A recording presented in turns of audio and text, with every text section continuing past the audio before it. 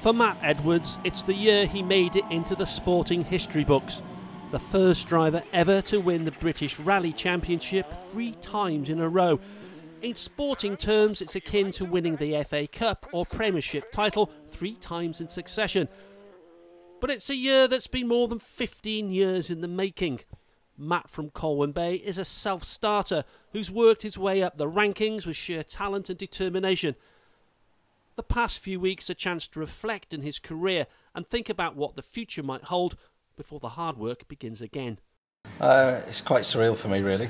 Having grown up watching the likes of Llewellyn, Colin McRae and Mark Higgins, and to have surpassed something that those guys who I looked up to as heroes, to have done that myself feels quite surreal, but something I'm very proud of, and I've worked very hard to do.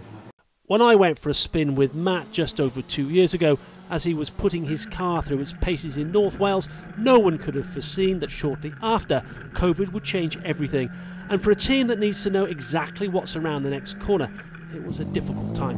At that time in 2020, when there was nothing to work towards, there was no programme, there was no events on the horizon, that was a complete shock to the system, and I had to think of potentially changing tack completely if these events, a lot of events that once they don't run, they don't come back because of the financial losses of the clubs and the organisation, and so it was a difficult time for sure. 480, slowing to turn early square right in. This year's achievement has more than compensated. Indeed, Wales has dominated the championship.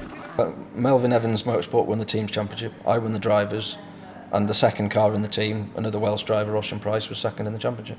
Yeah, absolutely proud to be Welsh, proud to do it for Wales. There's a Welsh dragon on the roof of the car, so that goes with us everywhere and gives us a bit of good luck. And I think Wales has a very strong history with rallying and motorsport, and I'm keen in however way I can to promote that and and grow the sport again from within Wales.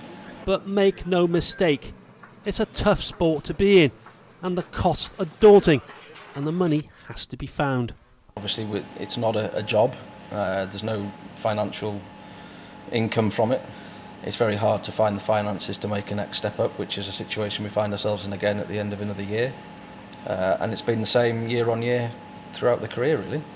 For Matt, legacy is an important word. As you say, we've done something that's never been done before.